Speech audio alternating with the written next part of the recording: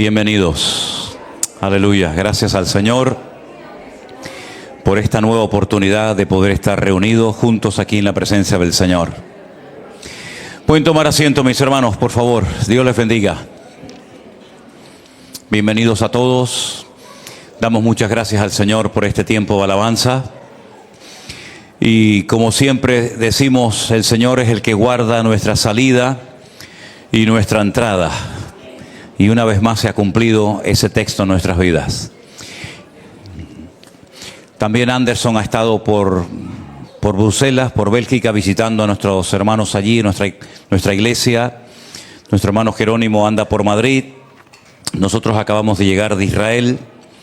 Y la semana que viene ya comienzan a marcharse algunos hermanos para nuestro congreso en los Estados Unidos. Creo que sale Armandito, Saray. ¿Quién más? ¿Quién?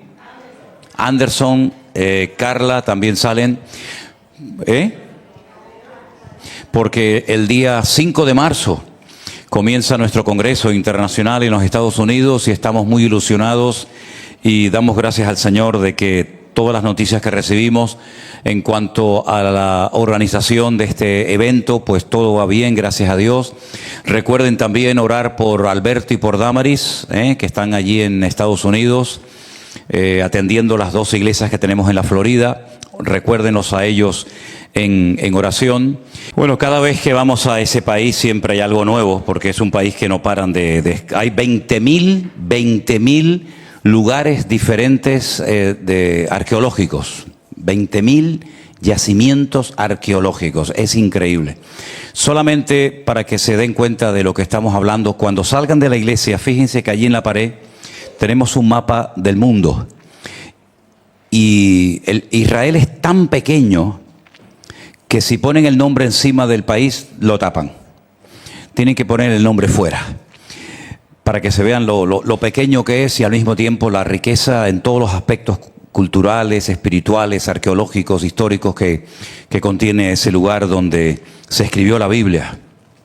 Solamente ya por ese motivo merece la pena, ¿no? El lugar donde los profetas vivieron, donde los discípulos anduvieron con el Señor Jesús, donde Él dio sus enseñanzas, la ciudad donde murió, donde fue sepultado, donde resucitó, ascendió, la ciudad a la cual volverá, dice la Biblia en Zacarías capítulo 14, que cuando el Señor venga, vendrá y pondrá sus pies sobre el monte de los olivos. Sí, tantas cosas que podríamos contar, pero lo que dijo Armandito fue muy interesante porque por más de 2000 años el camino por el que caminaban los peregrinos desde el estanque de Siloé hasta el templo había quedado sepultado y por muchos años nadie sabía de ese camino, hasta que después de años de excavación se descubrió. Las losas del suelo están prácticamente nuevas porque las puso Poncio Pilato en la época de Jesús y no son piedras que están desgastadas por las miles de personas que transitan, sino que quedaron prácticamente nuevas y sepultadas. Y hace muy poco tiempo, ese camino por el que transitaban los peregrinos y por supuesto por el que caminó el Señor Jesucristo y sus discípulos, pues lo descubrieron y lo abrieron al público. Y nosotros hemos sido uno de los primeros grupos que hemos caminado por ese camino. Y a mitad de camino había un lugar muy interesante. Es como si fuera una especie de una pequeña grada, una pequeña plataforma de 3 escalones. Y ese era el lugar donde se depositaban los objetos perdidos. Saben que a veces cuando hacemos algún congreso en algún lugar dice objetos perdidos y se ponen allí, ¿no? Y se cree que ese fue el lugar donde los padres del Señor Jesucristo, cuando perdieron a su hijo, a Jesús, retornaron a Jerusalén y en ese lugar era donde seguramente su hijo les estaba esperando. Como dijeron ellos, todo lugar que pisas, vayas a donde vayas, al norte, al sur, al este, por supuesto Jerusalén, todo está repleto de historia bíblica. Por todas partes ves Biblia, seguimos descubriendo cada vez más y más cosas.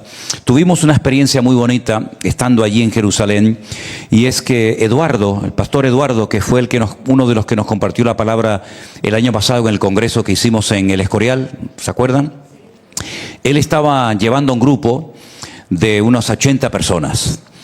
Nosotros estábamos en otro lugar con nuestro grupo, y una noche me llamó y me dice: oye, nos gustaría que nos juntáramos los dos grupos en un hotel donde él se estaba quedando. Nosotros conocemos a muchos hermanos de Israel, los hemos invitado también a ellos, y nos gustaría que nos compartieras la palabra.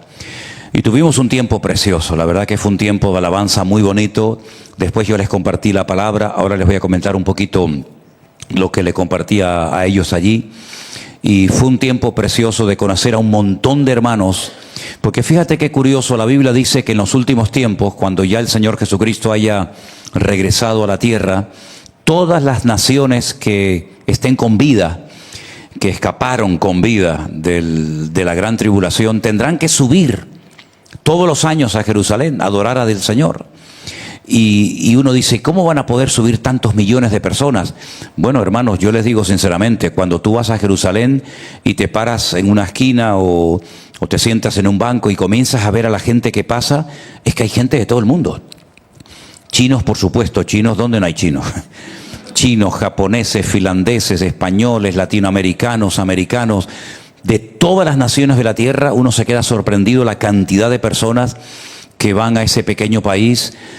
Y no he conocido nunca, y he llevado ya miles de personas a Israel, y he estado muchísimas veces, y nunca he conocido a nadie, de verdad, no sé si a lo mejor en privado lo ha dicho, pero que yo sepa, yo nunca he conocido a nadie que me haya dicho: perdí mi tiempo, no mereció la pena, perdí dinero, sino todo lo contrario. Este grupo que llevamos ahora, que eran como de 50 personas, ¿verdad? Incluso vino por primera vez con nosotros un grupo de 4 o 5 hermanas de Australia. Nunca habíamos llevado gente de Australia, pero en este viaje vino gente de Australia, imagínense, de un lugar tan lejos. Pues todos se iban diciendo: volveremos, por lo menos con el deseo de querer volver. Y nosotros en principio, si Dios lo permite, porque yo siempre he dicho, y ustedes me han oído decirlo muchas veces, que a Israel no se va cuando uno quiere, sino cuando se puede. Y probablemente, espero que no, pero probablemente dentro de unos días, unas semanas, las cosas vuelvan otra vez a ponerse muy interesantes por aquella zona, pero en principio volveríamos en el mes de noviembre con otro grupo y también en diciembre con otro grupo. Así es que oramos al Señor para que guarde y proteja a los hermanos que están allí trabajando. Me decía un hermano con el cual hablé una noche, un matrimonio que queremos mucho, nuestro hermano Adolfo y Paula, y me decían: cuando Nabucodonosor, el rey de Babilonia, atacó Jerusalén y la destruyó las murallas, la ciudad, el templo, y se llevó cautivos a muchas personas a Babilonia por 70 años, en ese grupo pues fue Daniel y fueron sus amigos y personas, digamos, buenas, que no habían caído en el tema de la idolatría, que no habían desobedecido al Señor, pero por vivir en Jerusalén también sufrieron las consecuencias de la destrucción de su ciudad. Es decir, que no pensemos en ningún momento que nosotros como creyentes, por el hecho de ser creyentes, no nos va a pasar absolutamente nada. Si el Señor permite que pasemos por la situación que Él crea conveniente, siempre será para nuestro bien. Nunca será por un acto de injusticia de parte de Dios, porque Dios no puede tratar con injusticia a nadie, porque Dios es la justicia personificada. Y como yo le decía a los hermanos allí, si el Señor nos quiere probar en lo económico, en lo físico o en cualquier otra área de nuestra vida, Él no tiene en ningún momento que pedirnos permiso. Él tiene toda la libertad porque nos ha comprado a precio de sangre para probarnos cuantas veces quiera. Y todas las pruebas que vendrán a nuestra vida vendrán por permiso de Dios y con un propósito, porque nada va a ocurrir en la vida de su iglesia, de su pueblo, por casualidad. Ni un pelo de la cabeza se cae, ni una hoja del árbol se cae, si no es con permiso del Señor. Y la Biblia dice que los que aman a Dios, ¿cuántos aman a Dios? Lo que entendemos y lo que no entendemos, todo ayuda para bien. Amén, hermanos. Es una promesa que tenemos que tener presente en nuestra vida. Todo siempre va a ayudar con un objetivo espiritual. Todo nos va a ayudar a crecer, a madurar, a descubrir más aspectos del Señor. Y ojo, Dios no nos prueba para saber cómo vamos a reaccionar. Dios no necesita probarnos para saber cómo vamos a responder. Nos prueba para que nosotros mismos nos demos cuenta si verdaderamente tenemos tanta fe, tanto amor, tanto conocimiento, etcétera, como decimos tener. Es decir, que las pruebas son un favor, ¿saben? Un favor que el Señor nos hace para ver realmente cuál es la realidad de nuestra vida y de nuestra comunión con el Señor. Porque en la Biblia encontramos a personas e incluso iglesias que tenían un concepto equivocado de sí mismos. Y les pongo solamente un ejemplo. La iglesia de la Odisea, la última iglesia que se menciona en el libro del Apocalipsis, ¿qué decían ellos de su congregación? Nos hemos enriquecido, de ninguna cosa tenemos necesidad. Fíjate qué disparate, ¿no? De ninguna cosa tenemos necesidad. Y cuando el Señor la confronta, cuando el Señor le manda un mensaje a través de la vida de Juan, le dice que ustedes son pobres, ciegos, desnudos y desventurados. Es decir, lo que ellos pensaban de sí mismos no tenía nada que ver con el concepto que Dios tenía de ellos. Si tú te puedes ver bien, pero ¿y cómo nos ve el Señor? Tú te puedes ver firme, te puedes ver estable, te puedes ver maduro, te puedes ver en buenas condiciones, pero como dice Proverbios, que no te alabe tu propia lengua, sino que sea el Señor el que dé la cara por nosotros. Amén, hermanos. Quiero llevarles al quinto libro del Antiguo Testamento, el libro de Deuteronomio. Esta lectura yo la leía la otra noche en Jerusalén a ese grupo de hermanos con el cual nos juntamos y recién les acabo de hablar de ellos. Deuteronomio capítulo 7, a partir del verso 6, nos habla acerca de ese pueblo, el pueblo de Israel, del cual se habla tanto, ¿verdad? Mientras buscan la lectura, permítame decirles que yo cuando estuve en la escuela bíblica, en el seminario, 3 años, a mí nunca me hablaron de Israel. Parece mentira, ¿verdad? Que vayas a un seminario y que no te digan nada de Israel, ni bueno ni malo. No me hablaron nada malo, pero tampoco me hablaron nada bueno. Era como que no existía Israel. Y si tú vas a la Biblia, vas a encontrar el nombre Israel y el pueblo de Israel y las circunstancias de Israel y las pruebas de Israel, etcétera, etcétera, por todas partes. Es imposible leer la Biblia y no encontrar en muchas ocasiones este nombre, que no fue un nombre que unos padres le pusieron a un hijo. Generalmente el nombre a los hijos se lo ponen los padres, ¿no? A veces los abuelos, los tíos, algún amigo sugieren, pero realmente los responsables de ponerle nombre a sus hijos, pues suelen ser los padres, ¿verdad? Pero en el caso de Israel, no fue un nombre que un padre o una madre o un abuelo le puso a un hijo, a un nieto, sino es un nombre que Dios le puso a un hombre. ¿A qué hombre fue? A Jacob. Jacob era el nieto de Abraham. Abraham, Isaac, Jacob, ¿verdad? Y hay un momento en la vida de Jacob que él tiene un encuentro, una experiencia muy fuerte con Dios. Y esa noche Dios le dice: a partir de hoy, todas las naciones de la tierra y todo el mundo te va a conocer por el nombre de Israel. Ya explicamos en su momento algunos de los significados de ese nombre. Es un nombre que se puede desgranar y se puede incluso explicar letra a letra, porque hay muchas letras en hebreo que tienen un significado propio. Y del nombre de Israel se pueden sacar muchas conclusiones, porque es un nombre que aglutina a todos los patriarcas, con sus características, a todas las matriarcas, y es un nombre que lleva el nombre de Dios, Él, todo lo que termina en Él. Una letra que es la letra Aleph y la letra Lamed, todo lo que termina en Él significa Dios. También Ismael también lleva el nombre de Dios, y todo lo que lleva esa expresión Él implica que en su genética, en su esencia, lleva el nombre de Dios. Y en Deuteronomio capítulo 7, el Señor de ese pueblo dice lo siguiente, versículo 6. Ahí lo tenemos en la pantalla por si quieren seguir la lectura conmigo. Porque tú eres pueblo santo para Jehová tu Dios. La palabra santo significa apartado, seleccionado con un propósito. No es un acto de favoritismo, se aparta a ese pueblo, se santifica a ese pueblo con propósitos definidos. Tú eres un pueblo santo para Jehová tu Dios. Jehová tu Dios te ha escogido. ¿Para qué? Para hacerle un pueblo especial, más que todos los pueblos que están sobre la tierra. El siguiente versículo nos dice, no por ser vosotros, escuchen bien esto, no por ser vosotros más que todos los pueblos os ha querido Jehová y os ha escogido, pues vosotros erais el más insignificante de todos los pueblos, sino por cuanto Jehová os amó. Qué bonito, ¿no? Y quiso guardar el juramento que juró a vuestros padres.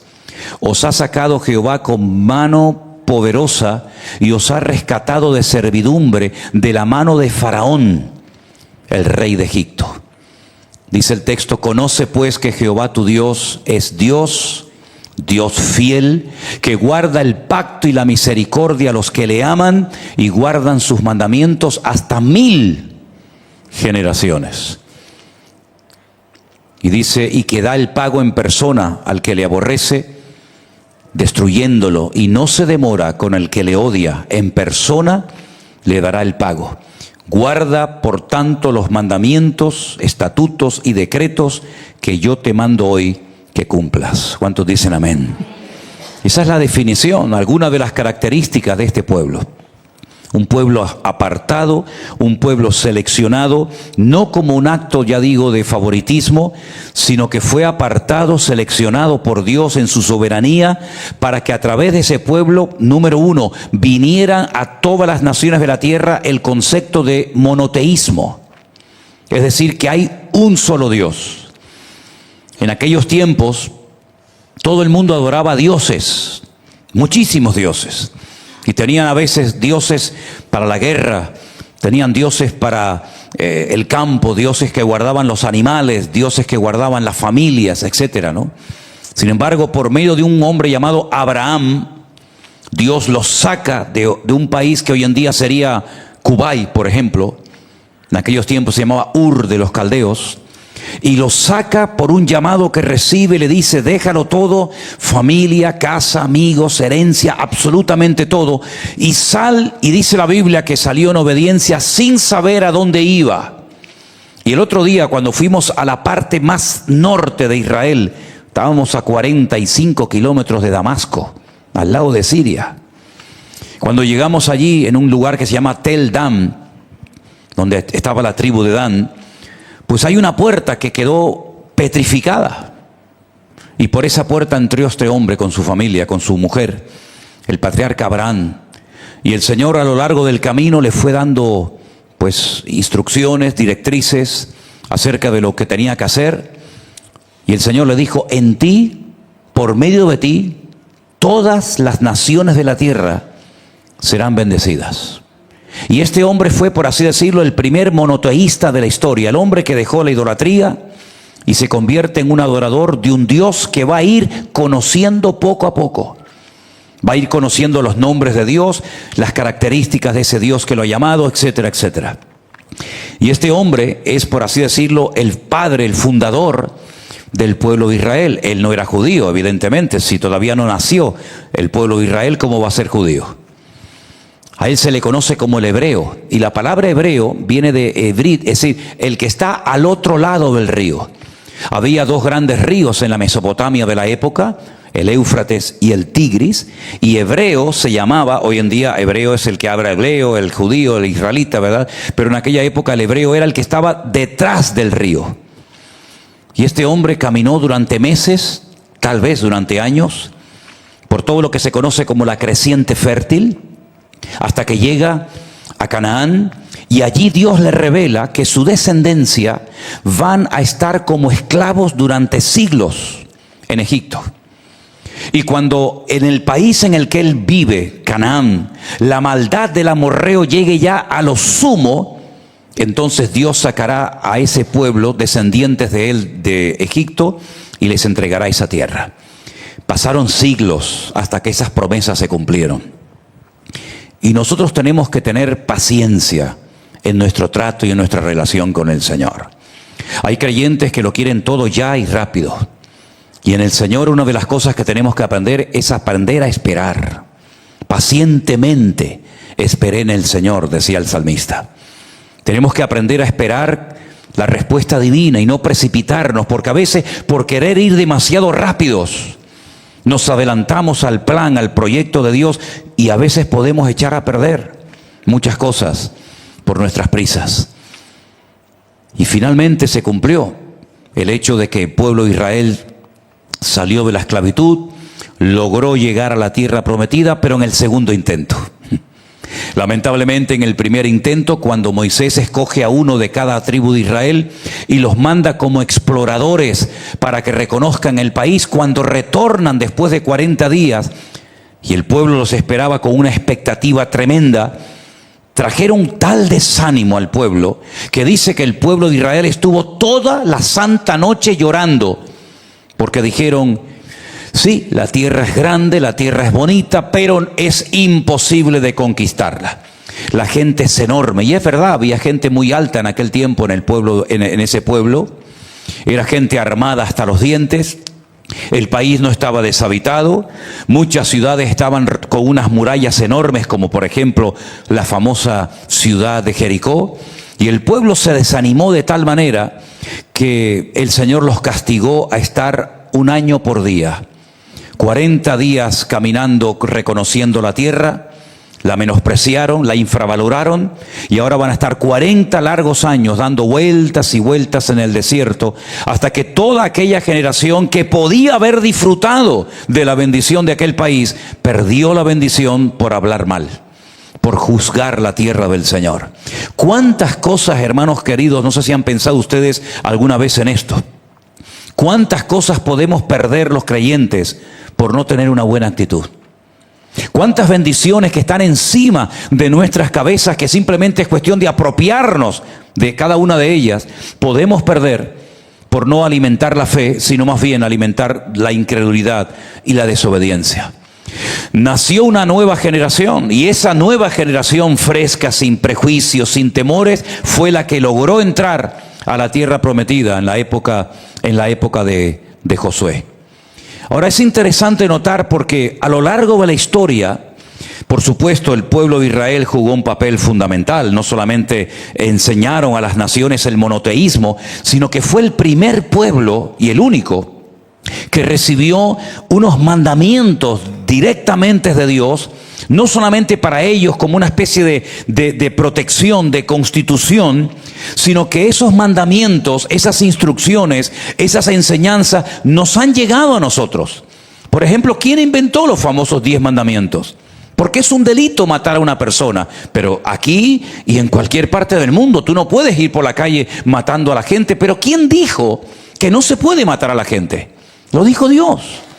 Por eso me hace mucha gracia cuando la gente cuestiona a Dios, cuando la gente duda de Dios, o cuando la gente menosprecia a Dios. Bueno, pero hay muchos aspectos digamos, de las leyes que tenemos hoy en día, que no vienen del Islam, no vienen del budismo, no vienen del hinduismo, vienen de la Biblia.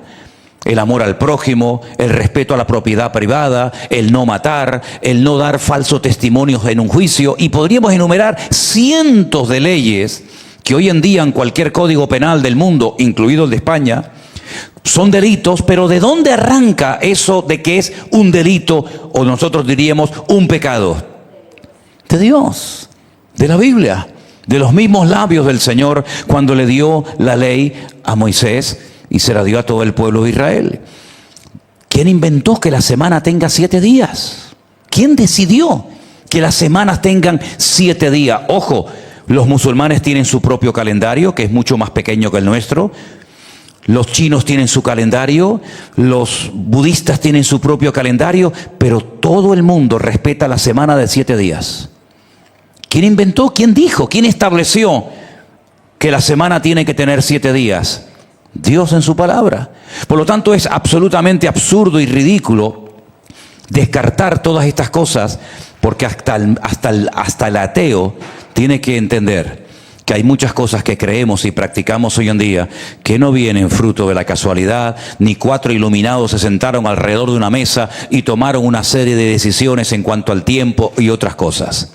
Ahora, el pueblo de Israel cumplió a lo largo de la historia estas funciones de ser luz a las naciones, de traer enseñanzas diferentes de las demás naciones, de aportar la palabra de Dios, el conocimiento de ese Dios vivo y verdadero que quiere y puede relacionarse con los pueblos y con las familias y con el ser humano. Pero parece como que hay un momento en el que el pueblo de Israel, según algunos, desaparece de la historia. Y por ahí algunos teólogos comenzaron a enseñar, tremendo, que la iglesia, los gentiles que abrazaron el evangelio y que creyeron en Jesucristo como el verdadero Mesías, son los que han ocupado el lugar de Israel y que ya Israel no pinta absolutamente nada en el proceso de profecías de la Biblia. Y eso es un rotundo error, porque la iglesia no ha venido a sustituir a Israel, sino más bien a complementar el plan, el proceso de Dios a lo largo de la historia. ¿Cuántos dicen amén? El que mejor entendió esto fue un judío convertido a Cristo llamado Saulo de Tarso, más conocido como el apóstol Pablo.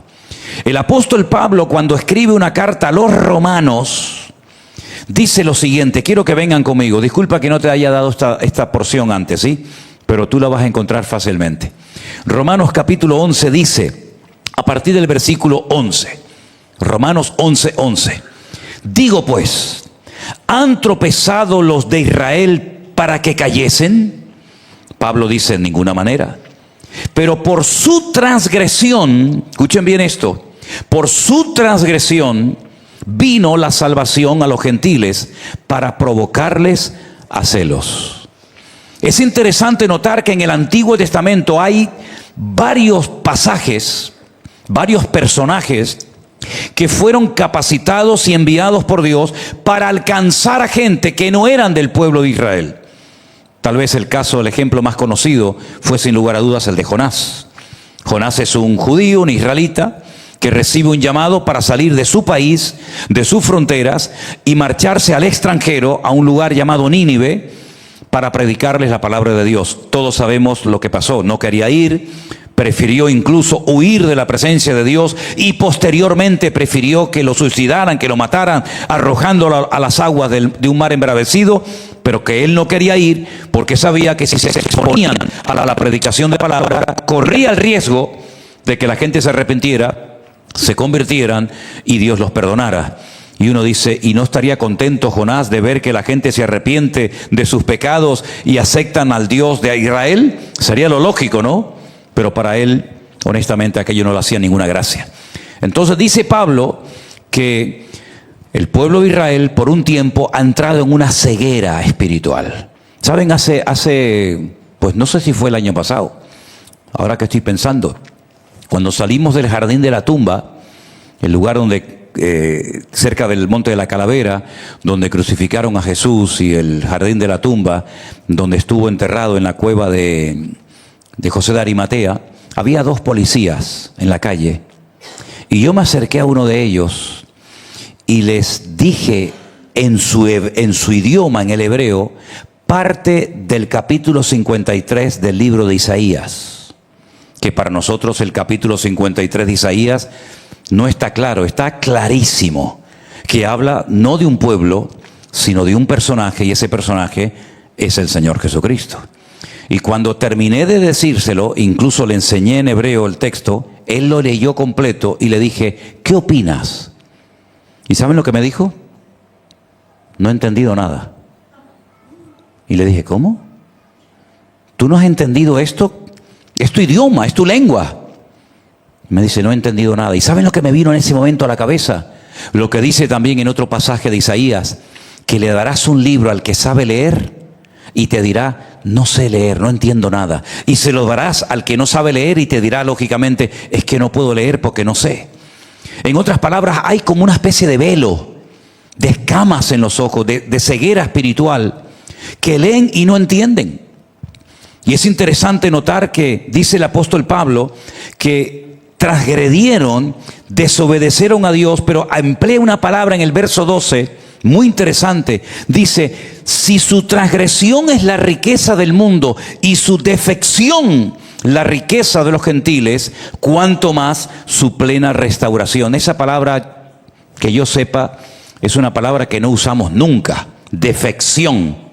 La palabra defección, la definición es la siguiente: es la acción de abandonar una causa o separarse de esa causa con deslealtad. Y fue lo que el pueblo de Israel hizo. Se desconectó del Mesías verdadero, que era el Señor Jesucristo, prefirió rechazarlo, y gracias a ese rechazo temporal nos llegó el Evangelio a nosotros. Y entonces en el capítulo 11, Pablo emplea un ejemplo extraordinario de lo que ha ocurrido espiritualmente hablando. Todos ustedes saben lo que es un injerto, ¿sí o no? Los injertos en la Biblia están prohibidos. No se puede injertar una rama de pera en un árbol de manzanas. No se pueden hacer injertos, no se pueden hacer mezclas, ni de prendas de ropa, ni de semillas, ni de animales, ni de nada. Pero fíjate lo que dice Pablo en el capítulo 11. Porque a vosotros hablo, gentiles, por cuanto yo soy el apóstol a los gentiles, y yo honro mi ministerio. Si en alguna manera pueda provocar a celos a los de mi sangre y hacer salvos a algunos de ellos. Porque si su exclusión es la reconciliación del mundo, ¿qué será su admisión sino vida de entre los muertos? Si las primicias son santas, también lo es la masa restante. Y si la raíz es santa, también lo son las ramas. Ahora escucha esto, ahí viene el ejemplo.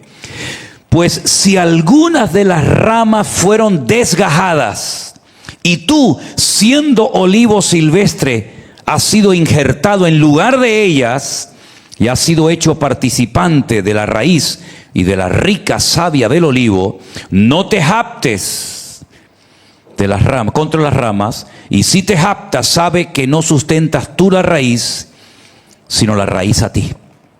Pues las ramas, dirá, fueron desgajadas para que yo fuese injertado. Bien, por su incredulidad fueron desgajadas, pero tú por la fe estás en pie. No te ensoberbezcas, sino teme. Porque si Dios no perdonó las ramas naturales, a ti tampoco te perdonará. Fíjense qué interesante. Pablo dice, para que ustedes entiendan lo que ha sucedido con esto de que los gentiles han oído el Evangelio, porque ellos lo han rechazado temporalmente, es algo antinatura. A nadie se le ocurriría tener un olivo bueno, silvestre, que produce una buenísima aceite. Y por cierto, hemos visto olivos, yo creo que esta vez más que nunca. A nadie se le ocurriría que tuviera 2 dedos de frente, arrancarle las ramas a un buen olivo, injertarle un olivo falso, silvestre, que no sirve para nada. Eso es una locura, es un disparate. Pero eso fue lo que hizo Dios. Nosotros que no éramos de ese pueblo, que no éramos parte de ese olivo, es algo metafórico, ¿no? Nos injertó en ese olivo, arrancó las ramas verdaderas, y la advertencia bíblica es que no se les suba el orgullo a la cabeza a ninguno de ustedes, que no se ensoberbezcan, porque si ellos se arrepienten pueden volver a ser otra vez injertados en el olivo verdadero. Y las ramas no son las que alimentan la raíz, sino es la raíz la que alimenta las ramas. Es decir, algo realmente asombroso lo que el Señor hizo por amor a nosotros. Y Pedro llegó a decir en una de sus epístolas, y vosotros que no erais pueblo, ahora sois pueblo de Dios, real sacerdocio, nación santa, pueblo adquirido por Dios, para que anunciéis las virtudes de aquel que os llamó de las tinieblas a su luz admirable. Claro, ellos pensaban en un momento que el Evangelio era para ellos. Ellos recibieron la ley de Moisés, otros entendieron que también el Evangelio lo habían recibido para ellos, pero si no hubiera sido por una persecución que permitió el Señor en la iglesia primitiva en Jerusalén, nunca hubieran salido de Jerusalén. Sin embargo, cuando el Señor se despide de ellos, cerca de Jerusalén, en Betania, donde vivía Marta, María y Lázaro, ¿qué les dijo, hermanos? Id por todo el mundo y predicar el evangelio a toda criatura. Ellos dijeron, bueno, ir por todo el mundo será para alcanzar a los judíos, a gente como nosotras. A toda criatura se referirá a gente de nosotros, de nuestro pueblo, pero no era así. Más adelante le dice el Señor, y quiero que empiecen por Jerusalén, por Samaria, por Judea, hasta lo último de la tierra. Pero ¿saben qué?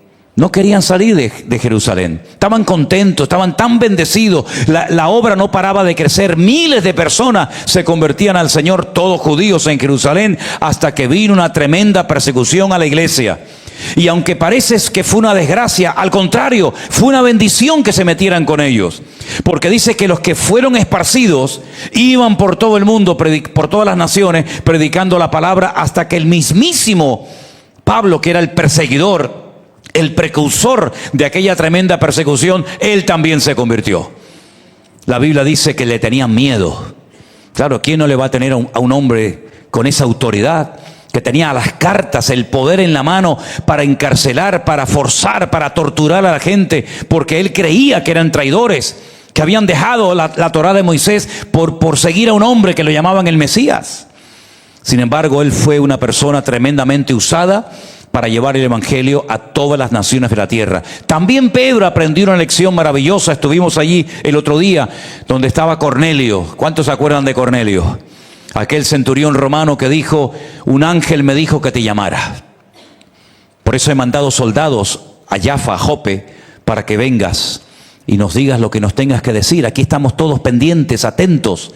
Y dice Pedro cuando llega a la casa que para él era una abominación, para él era algo fuera de lo normal poder entrar a la casa de un gentil a predicarles el evangelio, pero allí aprendió una lección, que lo que Dios ha limpiado, él no era nadie para llamarlo inmundo. ¿Cuántos dicen amén?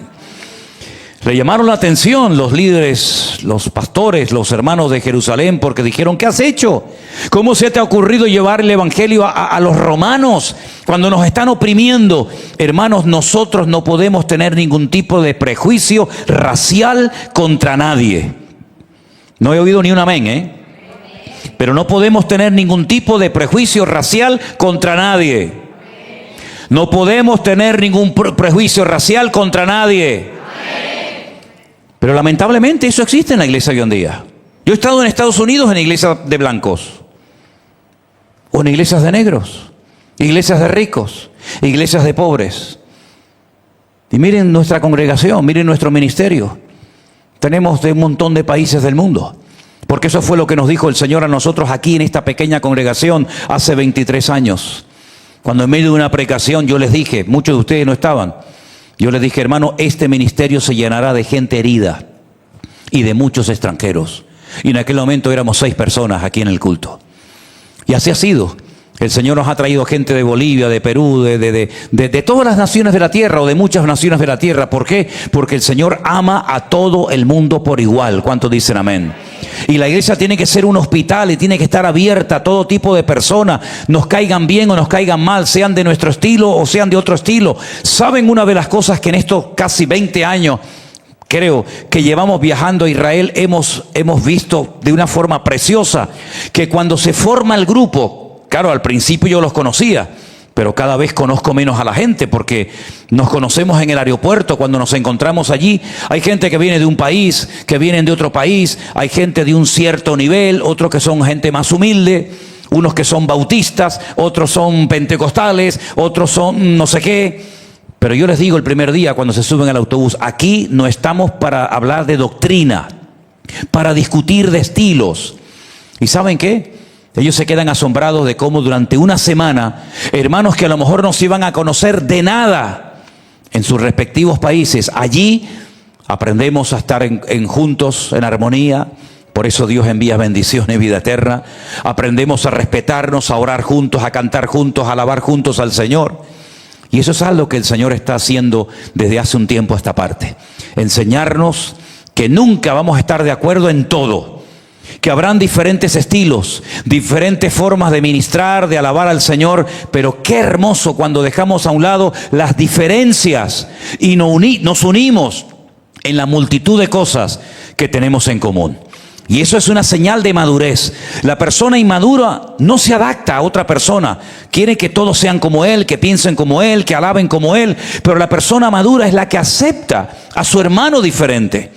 Es diferente tal vez en estilo, es diferente tal vez en forma, pero en Cristo somos uno. ¿Cuántos dicen amén?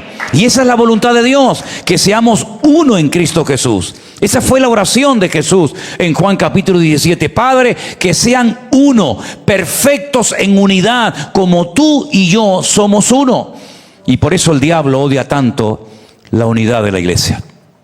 Por eso a lo largo de la historia Satanás ha hecho todo lo posible por evitar que los cristianos se amen, se respeten. Pero ¿saben lo que dijo el Señor? En esto creerán que sois mis discípulos, cuando os améis los unos a los otros como yo os he amado.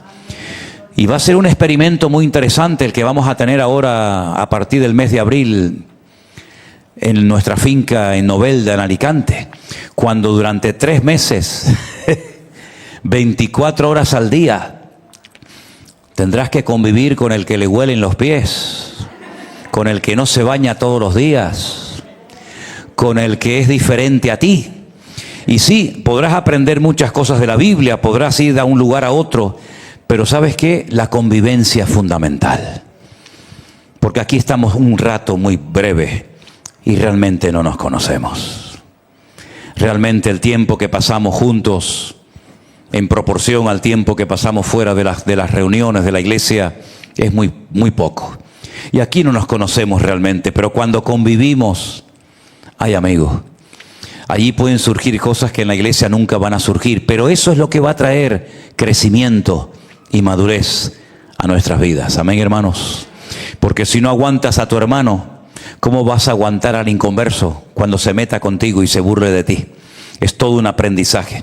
Ahora es interesante porque yo le dije a los hermanos, y quiero decirle a ustedes también esta noche, que bíblicamente quiero que quede bien claro que la iglesia no ha suplantado, no ha sustituido a Israel, pero todavía el plan de Dios con esa gente no ha terminado. Todavía no ha terminado. Es como que se ha detenido temporalmente. Por ejemplo, sería muy bueno que ustedes hoy o estos próximos días leyeran estos 3 capítulos que les voy a decir. Estaría el capítulo 35, 36 y 37 del libro de Ezequiel. Léanlo tranquilamente, ¿eh? Son 3 capítulos tremendos. El 35 nos habla de la futura restauración de Israel, del pueblo de Israel.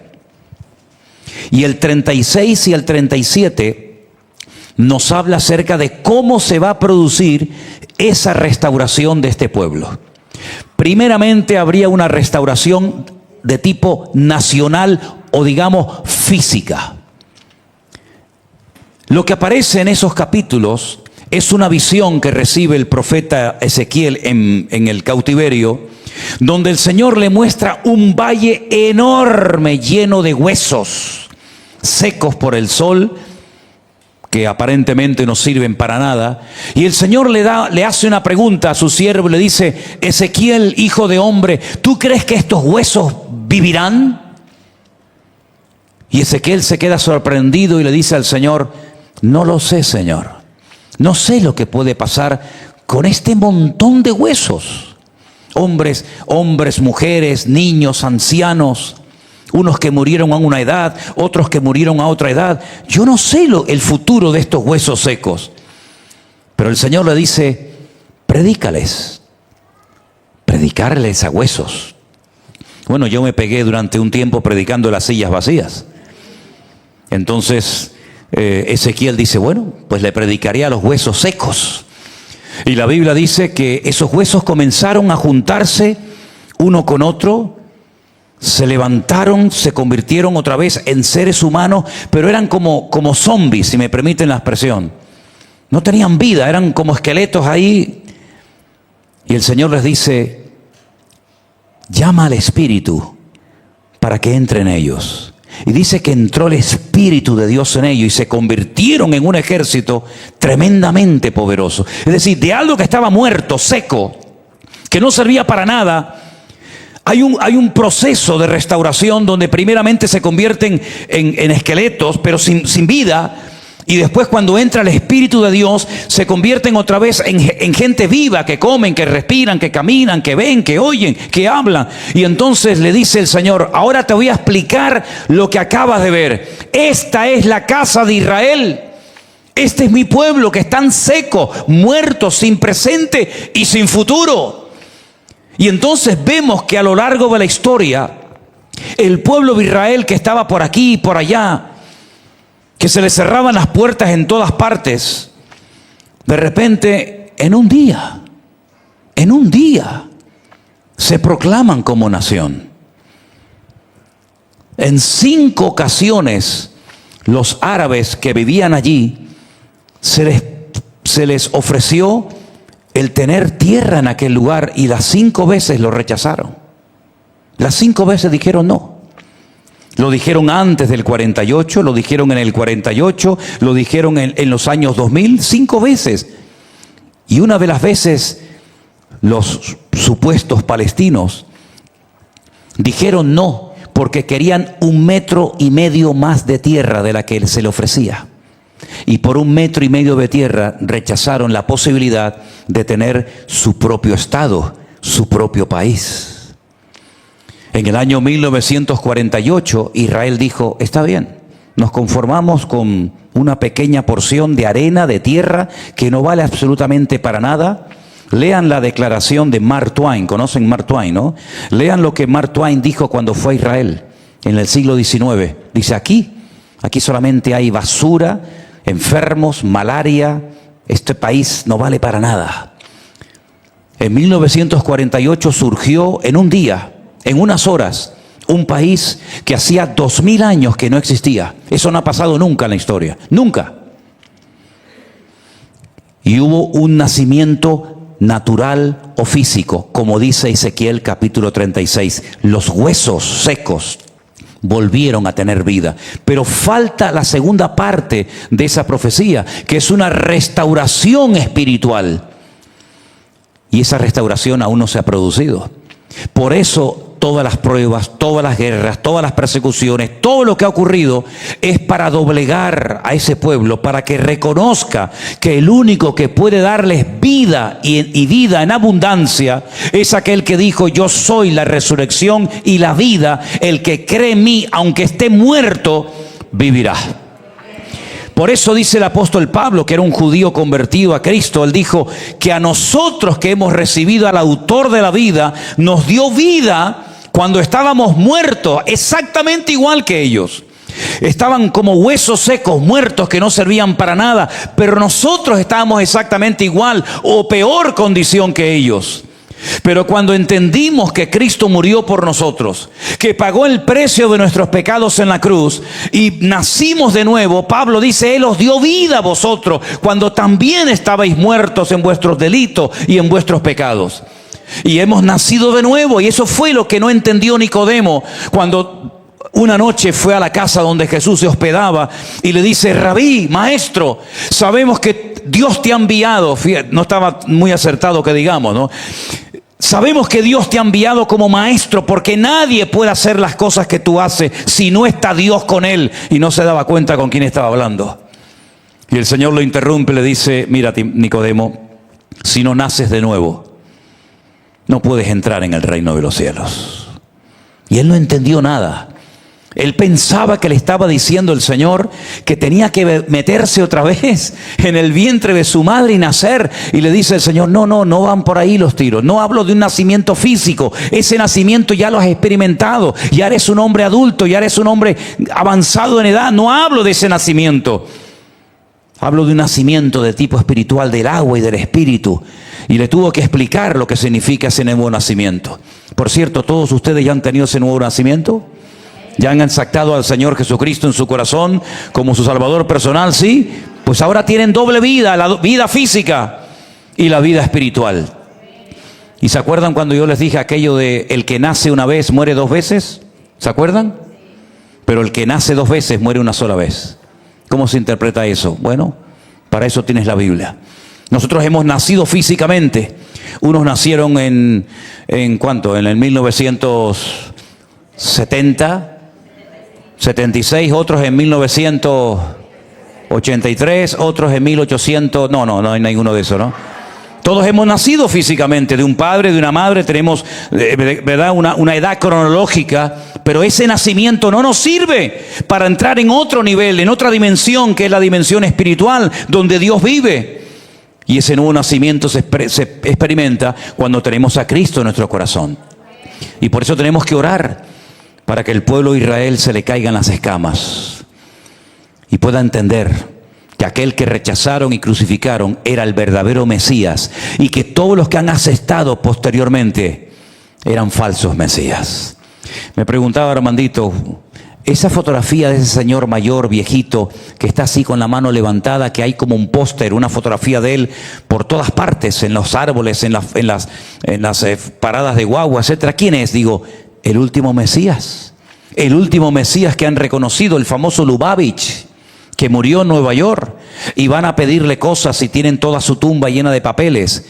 Pero el verdadero Mesías que lo rechazaron es el único que les puede dar vida, vida presente y vida espiritual. ¿Cuántos dicen amén? Y quiero terminar diciendo que lo mejor para ese pueblo está por venir. Pero también quiero decirles que lo peor también está por venir. Si les interesa saber lo que les va a pasar a ese pueblo, tienen Ezequiel 38 y 39, tienen todo el libro de Joel, tienen parte del libro de Daniel, tienen lógicamente el Apocalipsis, tienen el libro de Sofonías, tienen el libro de Zacarías, porque hermanos, todavía quedan tremendas guerras en el horizonte por aparecer. ¿No dijo el Señor que antes de su venida habría guerras y rumores de guerras? Estando en Jerusalén, creo que fue el último día, creo que estábamos en el jardín de la tumba a punto de participar de la Santa Cena. Cada vez que llevo a los grupos allí, siempre participamos de la Santa Cena y comenzamos a oír, no los veíamos porque no se pueden ver, comenzamos a oír un montón de aviones de combate. No habíamos oído en toda la semana ningún ruido raro. En ningún momento, como dijo Armandito y Luis, tuvimos sensación de peligro, ni muchísimo menos. Pero ese último día allí en el jardín de la tumba, cuando comenzamos a oír ruidos de aviones, yo dije dentro de mí, lo que dijo el Señor se va a cumplir. Guerras y rumores de guerras. Y dicen que en una semana o 10 días se puede armar otra vez algo terrible. Pero ¿saben qué? El Señor nos dice a nosotros como creyentes que no tenemos que tenerle miedo a nada ni a nadie. No porque seamos mejores que nadie, sino porque dice la palabra de Dios que Él estará con nosotros todos los días hasta el fin del mundo. Y cuando hablamos de estas cosas de la Biblia, yo no quiero que nadie pierda el sueño. Sigue roncando tranquilamente, hermana. Tú sigue roncando, no te preocupes. Que no va a pasar absolutamente nada si el Señor no lo permite. Y si el Señor permite algo, sea lo que sea, que estalle el Teide, porque estando ahora en Israel, nos decían que está temblando esto más que nunca. Bueno, pues si tiene que explotar, que explote, ¿no? Yo oro al Señor para que no sea en mis días, como dijo aquel rey. Bueno, por lo menos el castigo no me viene en mi época, le viene a la próxima generación, ¿no? Pero ¿saben una cosa, hermanos? Tenemos que vivir en paz, porque estamos viviendo en un mundo loco, en un mundo donde hay preocupación, hay nerviosismo, y nosotros tenemos que tener la paz de Cristo permanentemente en nuestras vidas. De día, de noche, con trabajo, sin trabajo, con dinero, sin dinero, el Señor Jesucristo sigue siendo el Rey. ¿Cuántos dicen amén? ¿No? El hombre cambió la letra. Cierra tus ojos en esta noche y dile: Señor, gracias, porque sé que soy tu pueblo, yo soy tu hija, yo soy tu hijo, y yo sé que tú vas a cuidar de mi vida, y pase lo que pase y venga lo que venga, tú eres el Señor del tiempo. Aleluya. Tú eres el que controlas la historia, el que pones y el que quitas. Ni los políticos, ni las naciones, ni los teólogos, ni nada ni nadie podrá frenar el plan de Dios para nuestras vidas. Despierta, alíñate con Dios. Ponte en la frecuencia de Dios. y deja que Él se encargue hasta del más mínimo detalle de tu vida. El Señor sabe lo que hace. Él tiene cuidado de nosotros. Aleluya. Te damos gracias, Señor, por tu palabra poderosa, viva, eficaz como siempre. Te rogamos, Señor, que nunca decaiga la fe de tu iglesia. Que estemos siempre agarrados a la roca de nuestra salvación, nuestro amado y querido Señor Jesús. Que nunca nos olvidemos de las promesas que tú has dejado en tu palabra, Señor, que son vivas, eficaces, sí y amén en Cristo Jesús, nuestro amado Salvador. Guárdanos de dudas, guárdanos de temores, guárdanos de ansiedad, de preocupaciones. Así es como vive la gente que no te conocen, Señor, que no te tienen en sus vidas. Pero nosotros, Señor, vivimos, comemos, viajamos, dormimos en paz, porque el príncipe de paz está en mi corazón. Aleluya. Guárdanos, Señor, de quejas, de lamentos, de malas palabras, de malas conversaciones. Que no caigamos en el error en el que ese pueblo cayó, hablando mal de tu tierra y perdiendo la promesa, perdiendo la bendición. Nosotros te adoramos, te honramos, te bendecimos y decimos gracias, Señor, por ser mi Dios y mi Señor. Gracias por la salvación tan grande que tenemos en Cristo Jesús. Gracias porque, como dice tu palabra, caerán a tu lado 1000 y 10,000 a tu diestra, pero tú eres mi roca y mi salvación. Aleluya. Y por eso te adoramos en esta noche. ¿Cuántos dicen amén? Ponte de pie conmigo y dile a tu hermano: no temas. Como de arrancar, yo digo, ¿no? Y es que a veces no se dan cuenta ni ellos que tienen el alma enferma. Y a veces dice: ¿por qué me viene a mí de repente esa tristeza cuando yo estaba bien la semana pasada? ¿O por qué me pasa a mí esta cosa o aquella otra?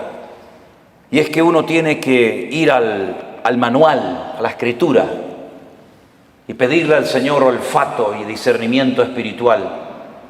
Y el Señor te va a mostrar probablemente qué es lo que está pasando en tu vida, que a lo mejor llevas años con esa enfermedad espiritual, esa enfermedad del alma, y tú ni siquiera te has dado cuenta. ¿Saben que un día el Señor Jesucristo entró a predicar a una sinagoga? Las sinagogas no son como así, como tenemos el culto nosotros, donde están todos juntos, ¿no? Las mujeres, los hombres, los niños, las niñas. No, las sinagogas nunca han sido así, ni en el pasado ni ahora. Las sinagogas son para la reunión principal para los hombres, solamente los varones. Y los niños que han hecho bar mitzvah, que han hecho una ceremonia que pasan de niño a hombre a partir de los 12 años y están con sus papás. Y las mamás y las niñas, ¿dónde están? Aparte, o en el balcón arriba, detrás de una pared, detrás de unas cortinas. Hoy en el culto lo pueden ver, pero no pueden estar juntos, hombres y mujeres. Aunque fueran marido y mujer, no pueden estar juntos. Ellas pueden ver al que predica, ellas pueden ver hacia afuera, pero los que están hacia afuera no las pueden ver a ellas, porque están como detrás de unas cortinas, ¿verdad? Detrás de unas celosías y no las pueden ver. Pero dice la Biblia que un día el Señor Jesucristo llegó a una sinagoga y dice que en medio del mensaje se para, lo interrumpe, porque dice que vio a una mujer encorvada desde hacía 18 años. Repito, de adentro hacia afuera se podía ver, pero del púlpito, de la plataforma, allá nadie podía ver a las mujeres. Pero él la vio, porque lo que el hombre no ve, Dios lo sabe y lo conoce perfectamente. Y da igual dónde te escondas, da igual dónde vivas, da igual dónde estés, el Señor sabe dónde estás y cómo estás. Hizo algo que rompió todas las estructuras religiosas de cualquier sinagoga del mundo. Le dice a la mujer: ven, y la pone delante de todos los hombres. Y seguramente habrán dicho: ¿qué está haciendo este hombre? Esto es un pecado, esto es una falta de respeto, esto es una falta de reverencia. ¿Qué está haciendo este hombre? Poner en medio de nosotros a una mujer. Y dice la Biblia que esta mujer no se podía enderezar. Estaba totalmente curvada su columna vertebral. Y dice que llevaba en esa condición lamentable 18 años de su vida. No se perdió un culto, no se perdió una reunión en 18 años, pero siempre estaba igual o peor. Y esa historia solamente está en el Evangelio de Lucas. Marcos no habló de ella, ni Mateo, ni Juan, pero Lucas sí. Y Lucas dice la Biblia que era médico. Y Lucas la observó, a Lucas le contaron los síntomas que tenía y él llegó a la conclusión de que de ninguna manera esta mujer nunca se iba a enderezar. Ahora, el problema aparentemente era un problema físico, pero sin embargo la Escritura dice que tenía espíritu de enfermedad y por eso no se podía enderezar. Fíjese la preposición, las preposiciones son muy importantes, hermano, muy importantes. Como cuando el Señor le dijo a Moisés, desde hasta será tu territorio, pero no te salgas de ahí porque no te voy a dar nada, pero desde aquí hasta allí todo será tuyo. Las preposiciones en la Biblia son tremendamente importantes. Y por eso dice la Biblia que de ninguna manera se podía enderezar, porque era una persona que estaba que tenía espíritu de, no dice un espíritu, sino espíritu de. ¿Y cuál es la diferencia entre tener un espíritu o tener espíritu de enfermedad? Bueno, tener un espíritu significa tener un demonio, ¿sí o no? Tener un espíritu significa tener una presencia demoníaca en tu cuerpo, y entonces cuando una persona tiene eso, las evidencias son muy distintas, amigo. No es lo mismo tratar con un esquizofrénico, no es lo mismo tratar con una persona, digamos, poseída, que con una persona, por ejemplo, que le dan ataques epilépticos, aunque a veces a endemoniados le pasan esas cosas, pero la sintomatología, la patología de la persona es completamente diferente. Y es una lástima cuando a un endemoniado se lo trata como a un loco, o a un loco se lo trata como un endemoniado, que es muchas veces lo que pasa en las congregaciones. No, él está endemoniado. No está endemoniado, tiene un problema psicológico, problema mental. Por eso hay que orar mucho y pedir sabiduría y discernimiento al Señor para saber ayudar a cada persona según su verdadera necesidad y no lo que a mí me parece que tiene. Porque le puede hacer muchísimo daño a una persona, ¿verdad? Ella tenía espíritu de enfermedad, una tendencia a la enfermedad, una tendencia a ese tipo de problemas que se manifestaban evidentemente de una forma física. Es como personas que tienen tendencia al desánimo, tendencia a la depresión, una tendencia, ¿verdad?, a la crítica, una tendencia al desánimo. Cada uno de nosotros tenemos áreas de debilidad dentro de nosotros, ¿sí o no?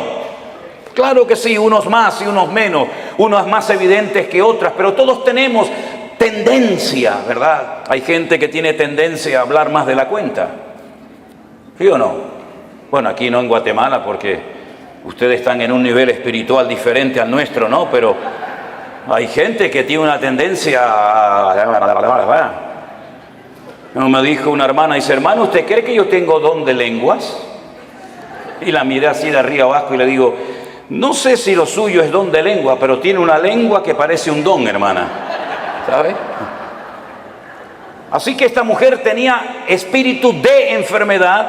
Jesús, cuando oró por ella, no se manifestó como el endemoniado gadareno, revolcándose, pateando, con espumarajos, con actos de violencia, sino que ella no se movió, no le pasó nada, no hizo nada dramático, no hizo un show, no hizo un espectáculo, sino que el Señor dice que puso las manos sobre ella, cosa que nunca hizo con ningún endemoniado, y le dijo, mujer, eres libre de tu enfermedad.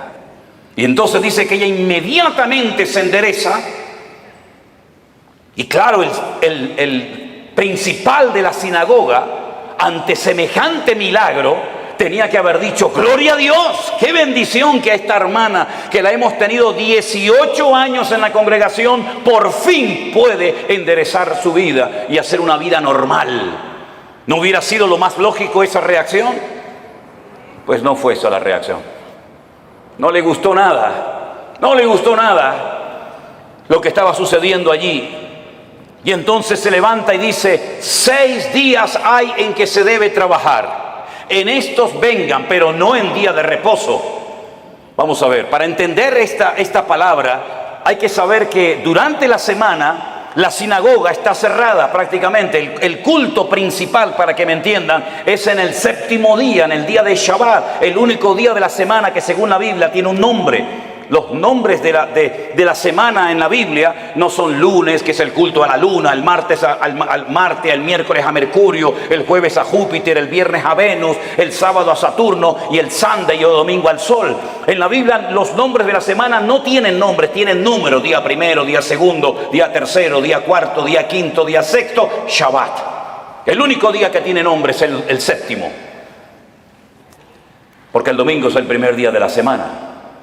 Luego, cuando la gente va a la sinagoga es en el día de reposo, y él lo que está diciendo: venid durante la semana, pero no en día de reposo. Entonces, si en día de reposo no me dejas venir y durante la semana está cerrada, ¿qué es lo que está diciendo este hombre? No me vengan a molestar ni a cambiar mis estructuras religiosas en la iglesia o en la sinagoga, porque no lo voy a permitir. Ante semejante explicación, el Señor Jesucristo se levanta y le dice en el culto, en la reunión: hipócrita. Oye, qué culto tan interesante fue ese, ¿eh?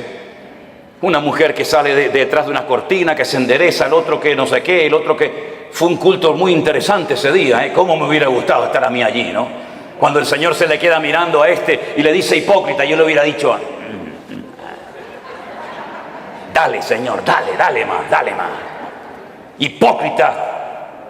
¿No se levantan ustedes en día de reposo, que según ustedes no se puede hacer esto, ni aquello, ni aquí, ni para allá, y desatan su buey del pesebre y lo llevan a beber y luego lo traen otra vez? Y a esta hija de Abraham, que Satanás la tenía atada, la tenía ahí oprimida, no se le debía de desatar en el día de reposo. No dijo liberar, dijo desatar, que es diferente. ¿Cómo es posible que hayas tenido en tu congregación 18 años a una mujer en esta condición y no has movido ni un dedo? Y vengo yo y hace un milagro el Señor a través de su vida y su ministerio, y te enfadas y te enojas por lo que ha sucedido. ¿Saben que hay personas que no quieren que Dios les sorprenda? Hay gente que no quiere cambiar, hay gente que está cómoda, hay gente que está muy cómoda, muy apoltronada con su rutina religiosa, pero el Señor ha venido para romper estructura. El Señor ha venido a su casa a hacer lo que quiere, porque al fin y al cabo la iglesia no es suya ni mía. La iglesia es la casa de Dios y Él es la cabeza, yo soy el cuerpo. ¿Te vas a dejar sorprender por el Señor o ya lo sabes todo? Esto no se puede hacer, esto sí se puede hacer, ahora de pie, ahora sentado. Pero ¿quién eres tú, el dueño de la iglesia? ¿Qué te has creído que eres tú en la iglesia? El que abres y cierras la bendición de Dios. El dueño de la iglesia no es el pastor, no es los ancianos, no son los diáconos, no es la mesa directiva. El dueño de la iglesia es Cristo, y si no es Cristo tienes un grave problema, porque te has convertido en propietario de algo que no te corresponde. En vez de un administrador, en un siervo, que para lo que está es para servir y no para servirse de, como muchos hoy en día, que en vez de servir a la gente lo que hacen es que se sirven de la gente y todo gira en torno a ellos, y se enfadan cuando no le dice a la gente: sí, pastor, sí, mi hermano, sí, el ungido, como si los demás no fueran ungidos igual que el pastor. ¿O usted no es ungido? ¿Usted no tiene el mismo espíritu que tengo yo en esta tarde? ¿Usted no lee la misma Biblia que yo? ¿Usted no va al mismo cielo que yo? Entonces, ¿por qué hacemos esas diferencias? No toque al ungido, no moleste al ungido. El ungido, ¿y usted qué es? Si usted no tiene la unción que yo tengo, entonces usted tiene un grave problema. Si el Espíritu Santo que mora en mi vida no mora en la suya, entonces usted no es cristiano, porque hay un solo Espíritu, hay un solo cuerpo, hay un solo bautismo, hay un solo Dios y hay un solo cielo para todos y cada uno de nosotros. Y eso es lo que dice la palabra del Señor, mi querido hermano. Y no hay esas diferencias. Una cosa es el respeto y otra cosa es el servilismo. Hay gente que en vez de ser siervos son como esclavos del hombre, esclavos de la doctrina, esclavos de la denominación, esclavos del ministerio. No, usted no tiene que ser esclavo de nadie, usted tiene que ser siervo de Jesucristo. Ahora dice la palabra de Dios que esta mujer se enderezó, cosa que no podía hacer antes, porque la presencia del Señor llegó a ese lugar. Y donde está el Señor tienen que haber cambios. Lo que no puede ser es que una vida, una familia, una iglesia llamada cristiana estén siempre igual. ¿Qué es lo que hace mucha gente cuando se les predica claramente la palabra y se sienten incómodos? Bueno, lo fácil es cambiarse de iglesia, ¿sí o no? Me voy de esta iglesia porque aquí no hay amor, me voy de esta iglesia porque no cuentan conmigo, me voy de esta iglesia porque el pastor no me ama, me voy y se van a otra y después te enteras que ya no están en esa, están en otra y en otra y en otra. Es que muchas veces el problema lo queremos resolver cambiando de lugar en vez de permitiéndole al Señor que nos cambie el corazón y nos cambie nuestro carácter y nos cambie nuestra vida. Y muchas veces creemos que ya hemos llegado a un cierto nivel espiritual en el que ya no necesitamos cambios. Y la pregunta es, ¿cuántos de los que están aquí presentes quieren cambiar y quieren honrar y quieren glorificar al Señor? Levante su mano.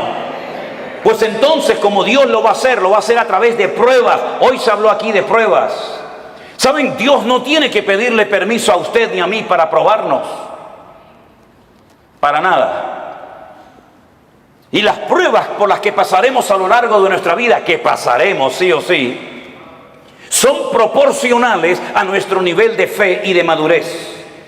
Lo cual quiere decir que Dios nunca jamás va a mandar una prueba a usted por equivocación, por error. Ay, esta prueba era para Juan y se la estoy mandando a Antonio. Esta prueba era para la hermana María y me equivoqué y se la mandé a la hermana Juana. No, para nada. Las pruebas están preparadas desde la eternidad para cada uno de nosotros. Y Él nunca nos va a mandar algo que no vamos a poder soportar y llevar. Y en el caso de que nos mandara algo que humanamente hablando decimos, yo no aguanto, yo no puedo con esto, no te preocupes, que el Señor te va a capacitar y te va a ayudar para que tú pases por la prueba con gozo y con la bendición de Dios. Yo siempre he dicho que si las pruebas que el Señor le mandó a Abraham se las hubiera pedido o se las hubiera mandado a David, no las hubiera podido soportar. Porque como dije esta mañana, David ganó muchas batallas fuera del hogar, pero dentro perdió muchas. Sin embargo, cuando el Señor le pide a Abraham que sacrifique a su hijo, él no le dijo al Señor, ¿y por qué? Yo tengo dos, si quieres te sacrifico al primero, a Ismael. No, quiero que sacrifiques a tu único hijo, al que amas. Y le dice a Isaac. Abraham en aquel momento vivía en el sur de Israel, en una ciudad llamada Beersheba. La palabra Beer en hebreo es pozo, Sheba es 7. Beersheba, la ciudad de los 7 pozos. Él vivía en el sur de Israel. Beersheba en la actualidad es la capital del Negev, del desierto del Negev, del sur de Israel. Y el Señor le habla y le dice, ve al monte Moriah a sacrificarme a tu hijo. El monte Moriah está en Jerusalén. Es el monte donde tiempo más tarde se construiría el templo de Salomón. Él viajó, dice la Biblia, 3 días desde el sur de Israel hasta el monte Moriah. Y cuando llegan cerca del monte Moriah y lo ve de lejos, llevaba a algunos criados y él les dice a sus siervos, esperen aquí que nosotros iremos allí, adoraremos y volveremos. Fíjense qué interesante la palabra de Abraham. Iremos, adoraremos y volveremos. ¿Cómo que volveremos si Dios te ha dicho que van 2 y vuelve 1? Subiréis 2 al monte Moriah, pero a uno lo tienes que sacrificar y matarlo allí, y el que volverá serás tú solo. Pero no dijo eso Abraham, dice iremos y volveremos. No fue hasta el ministerio del apóstol Pablo, cientos, miles de años después de este acontecimiento, de la aquedá, como se llama en hebreo, de la atadura, que inspirado por el Espíritu Santo, el autor de la carta a los hebreos y también Pablo dijo que tenía este hombre tanta fe y tanta confianza en el Señor que si sacrificaba a su hijo, el Señor se lo podía levantar de entre los muertos. Nunca jamás en la historia Dios había resucitado a un muerto. Nunca había habido un precedente de un muerto que resucitara. Pero Abraham sabía, porque conocía a Dios. Y eso es muy importante, que tú conozcas la esencia de Dios para que sepas si esto viene de Dios o esto viene del diablo o sabe Dios de dónde viene esta prueba. Él sabía que si mataba a su hijo, Dios se lo podía levantar de entre los muertos. Cosa que metafórica o simbólicamente sucedió. Ahora muchos se han imaginado toda la vida que Isaac era como un niñito pequeño, que si no quiere ir lo empujo y lo llevo a la fuerza. No se equivoque, no es así. Yo he visto en algunas iglesias y he visto en las escuelas dominicales que presentan a un niño de 7, 8, 9, 10 años, que el papá lo sube encima de un altar, lo amarra, saca el cuchillo y lo va a matar. Es que no es así lo que cuenta la Biblia. Si usted saca cuentas, y podríamos ir por los textos para demostrarle lo que le digo, Isaac tenía en ese momento 40 años. 40 años tenía el hijo de Abraham. Y por eso dice que iban ambos juntos, porque Isaac no era tonto.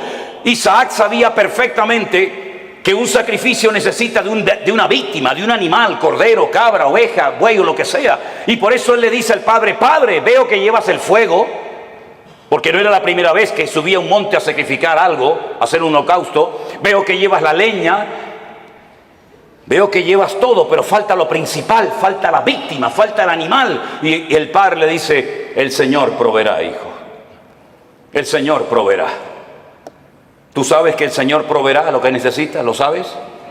Abraham sabía que Dios iba a proveer lo que fuera, pero lo iba a proveer. Los dos caminaron lentamente hacia el monte Moriah. Isaac se somete a la voluntad del padre, porque entiende que la víctima en ese caso, en ese día, va a ser él. Se deja amarrar, se pone encima del holocausto, porque la palabra que aparece en el texto original en hebreo no es que lo matara, sino que lo matara y lo quemara. Lo matara y lo quemara. Imagínate la prueba tremenda. E Isaac se somete y está dispuesto a ser una víctima inocente, porque el Dios de su padre le ha dicho que así se tienen que hacer las cosas. Ahora, Abraham venía de una tierra donde sacrificar a hijos, sacrificar a niños, sacrificar a vírgenes, sacrificar a personas era lo más normal del mundo. Pero él sabía que el Dios de su padre no era un Dios que pedía víctimas inocentes de seres humanos. Pero aunque no entendía nada, se sujeta al plan y a la voluntad de Dios. Hermanos, nosotros no hemos sido llamados para entender todo lo que Dios nos va a pedir y todo lo que Dios va a hacer en nuestra vida. Gracias a Dios no tenemos esa obligación de entender las cosas, pero sí tenemos la obligación y el deber de obedecer a Dios, aunque no entienda la voluntad y la voz de Dios para mi vida. Isaac no dijo: ¿y por qué yo? ¿Y por qué no Ismael? ¿Y por qué esto? ¿Y por qué aquello? Sino se sujetó. Silencio absoluto. ¿Oyen ustedes a Isaac hablando con su padre? ¿Oyen ustedes a Isaac quejándose contra Dios? En absoluto. Porque Isaac en ese momento, aunque él no era consciente, es un tipo de Cristo, sometiéndose a la voluntad del Padre Eterno, entregando su vida por todos y cada uno de nosotros. Y en el momento en el que Abraham va a sacrificar a su hijo, dice que se oyó una voz del cielo diciendo: alto, Abraham, no lo hagas. La prueba no se produjo porque Dios quería comprobar la obediencia de Abraham. Es que Dios no te prueba a ti, mi hermano, ni a ti, mi hermana, para saber cómo vas a reaccionar. Es que Dios no necesita probarte para saber cómo eres. Es que Dios no necesita pasarte por una prueba económica, física, espiritual o de la índole que sea para comprobar si eres obediente o eres un rebelde, si eres una persona espiritual o eres un cabezón. Dios no necesita probarte para sacar conclusiones. Ya Dios te conoce desde el vientre de tu madre. Las pruebas son para que tú descubras cómo eres tú realmente delante de Dios. Es un test, es un examen, es una prueba que Dios te pasa a ti para que sepas si verdaderamente amas a Dios o no lo amas. Para que te des cuenta si eres tan obediente como dices o aparentas ser. Las pruebas no son para demostrarle a Dios nada, son para demostrarte a ti mismo el tipo de creyente que tú eres. No el que te gustaría ser, sino el que realmente eres en ese momento. Y en esa prueba sale tu verdadero yo. Sale lo mejor de ti o puede salir lo peor de ti.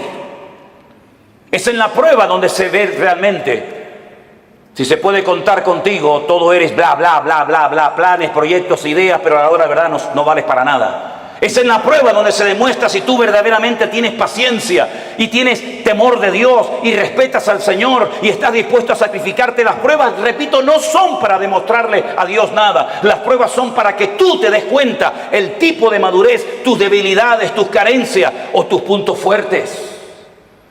Y es interesante notar que no fue necesario que Abraham sacrificara a Isaac, porque quedó bien claro para todo el mundo allí presente y para las futuras generaciones que Abraham era un hombre que amaba a Dios. Fíjese qué interesante que Abraham nunca leyó la Biblia. Abraham nunca leyó los Proverbios. Abraham nunca supo nada del Apocalipsis. Abraham nunca tuvo un pastor. Abraham nunca habló lenguas. Abraham nunca, jamás asistió a ninguna congregación. Pero entonces, ¿cómo tenía tanto conocimiento de Dios sin pastor, sin iglesia, sin escuela bíblica, sin iglesia virtual, sin nada? ¿Cómo llegó a conocer tanto ese hombre a Dios? Porque Abraham se terminó dando a conocer como el amigo de Dios.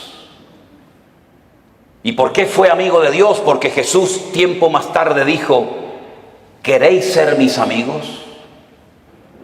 Pues haced todo lo que yo os mando. Esos son los amigos verdaderos de Dios.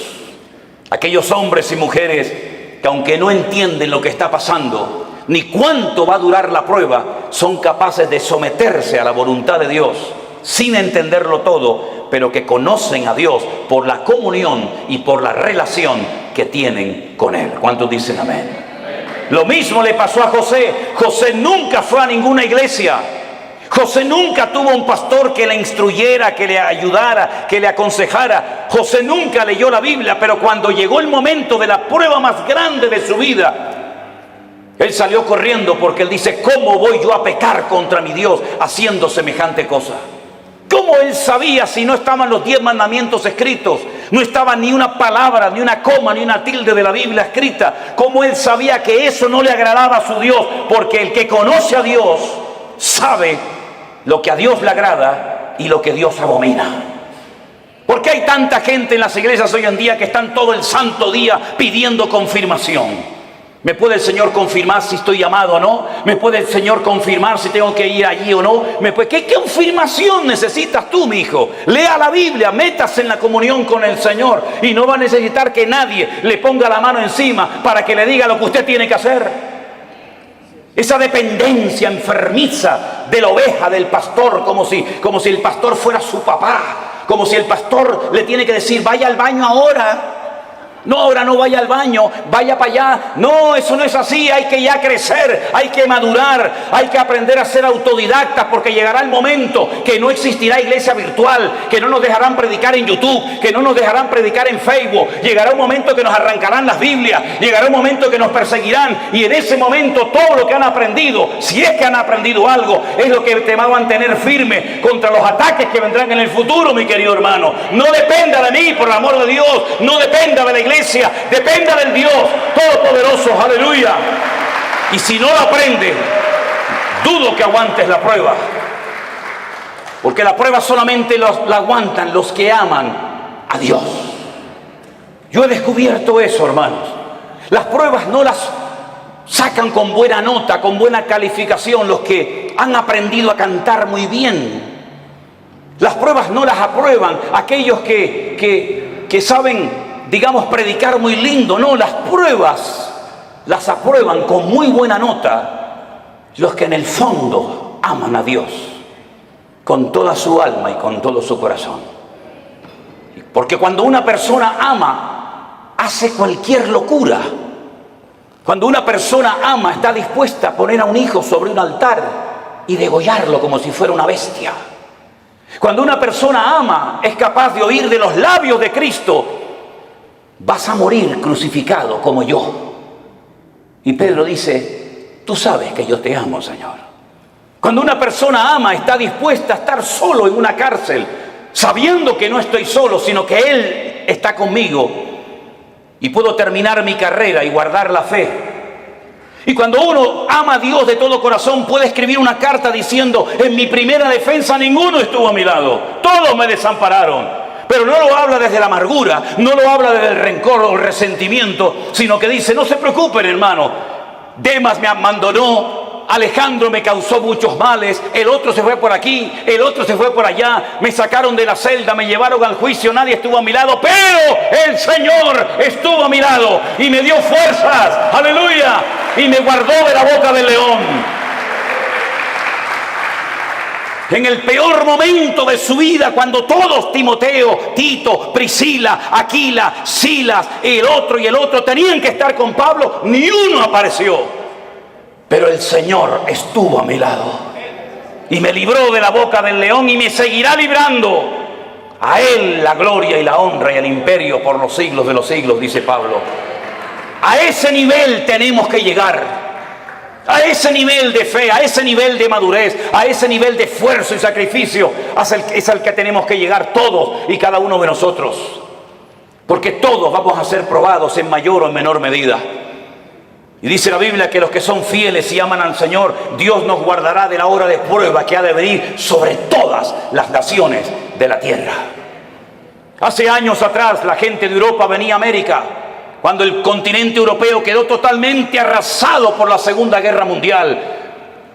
Alemania quedó destrozada completamente, Italia quedó destrozada, toda Europa plagada de muertos, edificios derrumbados, familias destruidas, 6 millones de judíos asesinados en los campos de exterminio nazi. No había esperanza, no había trabajo, no había comida, no había nada. La gente cogía barcos y se iban a Argentina, se iban a Cuba, se iban a Venezuela, como mis antepasados se fueron en barcos de vela a Cuba, Argentina, a Venezuela, porque eran países que ofrecían una esperanza a millones de personas que lo habían perdido todo: padre, madre, salud, casa, de todo. Pero ya eso pasó a la historia, mis queridos hermanos. Y más ahora que hemos conocido y hemos descubierto la perla de gran precio, que es nuestro Señor Jesucristo. Yo no necesito ir a los Estados Unidos para ser bendecido. Yo no necesito irme a países árabes o a Dubái, porque allá hay mucho trabajo. ¿Es que acaso el Dios de Guatemala o el Dios de Nicaragua o el Dios de Haití o el Dios de Cuba o el Dios de Japón es más pequeñito que el Dios de allá? ¿No ha dicho el Señor: yo estaré contigo todos los días hasta el fin del mundo? ¿No nos ha demostrado el Señor que Él es el dueño de la plata y del oro? Que no es mi esfuerzo personal, sino es la misericordia y la grandeza de Dios lo que a mí me permite hoy comer, vivir, respirar y tener victoria en mi vida. Permítame decirles que este muchacho que estuvo a punto de ser sacrificado, imitando o intentando imitar el ejemplo de su padre, cuando hubo miseria y los animales no tenían pasto para comer y faltaba el agua en los pozos, él sintió en su corazón hacer lo mismo que hizo su padre, que ir a Egipto. Oye, cada vez que había hambre y miseria en Canaán, siempre había de todo en Egipto. Nunca faltaba el agua, nunca faltaba el pasto, siempre en Egipto había de todo.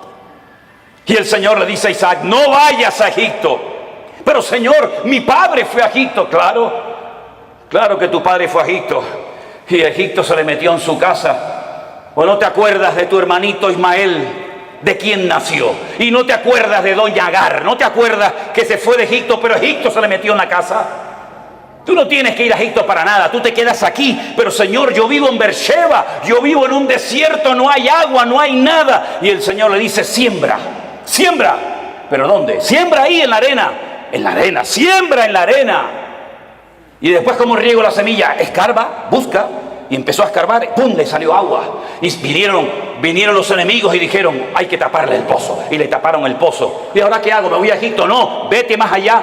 Siembra más allá y busca agua. Y encontraba agua en todos los lados. El agua estaba debajo, solamente había que buscarla. Y dice que ese año sembró y cosechó a 100 por 1 en el desierto sin agua. Y al final vinieron los enemigos, los que le echaban tierra y piedras a sus pozos, a hacer un pacto con él, a pedirle perdón y a decir: se nota que Dios está contigo. Eso es lo que el mundo necesita ver en nosotros los cristianos. Que nuestra dependencia no está del dólar, nuestra dependencia no está de los países del norte. Nosotros dependemos del Rey de Reyes y Señor de los Señores. Y el Señor está contigo como poderoso gigante. ¡Alabado sea Dios! ¡Aleluya! ¿No dice el Señor que yo soy el Dios de la plata y del oro? Qué fácil es decirlo, ¿no? ¿Sí? Nosotros hemos vivido por fe 40 años de nuestra vida y hemos enseñado a nuestras hijas a vivir por fe.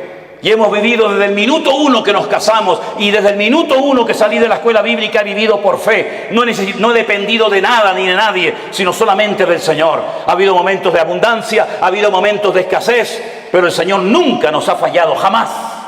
Jamás. Hemos dormido en grandes hoteles, hemos dormido en carreteras, hemos dormido en selvas, hemos dormido en gasolineras, hemos dormido en la calle, hemos dormido en casas abandonadas, hemos dormido en montones de lugares, pero no da igual, porque lo importante no es lo que uno tiene, lo importante es lo que uno es en Cristo Jesús. Y ese nivel de fe es la que necesitamos hoy en día los cristianos del siglo XXI. Yo decía esta mañana, y se lo recuerdo, que a veces el mundo se ha metido de tal manera en nuestras vidas que parece que si no tenemos el último zapato, la última camisa, el último teléfono, la última computadora, como que nos entra la depresión. Y yo pregunto, ¿qué tenía Pablo? ¿Qué tenía Pedro? ¿Qué tenía Santiago? ¿Qué tenían nuestros hermanos en la Segunda Guerra Mundial? No tenían nada, pero cuanto menos tienes es cuanto más el Señor está contigo. Y esa es la vida que el Señor quiere que vivamos. Por eso yo siempre he predicado y lo digo. Hermanos, la Biblia que predicamos es la misma. El Espíritu Santo es la misma. El Salvador es el mismo. El poder de Dios es el mismo. Pero la iglesia no es la misma. No, la iglesia no es la misma. He conocido cristianos en Estados Unidos, mejor dicho, pastores, que me dicen, ¿saben lo primero que me pregunta una persona cuando viene a nuestra iglesia pensando en la posibilidad de hacerse miembro de la iglesia? Digo, no. Dice, ¿tienen buenos aparcamientos, buenos estacionamientos para los carros aquí? Sí. ¿Tienen aire acondicionado las clases de los niños? Sí. ¿Las butacas de la iglesia son de madera o son así mulliditas? Y cuando pasan la lista y tienen todo lo que sus necesidades demandan, ¿se hacen o no miembros de esa iglesia?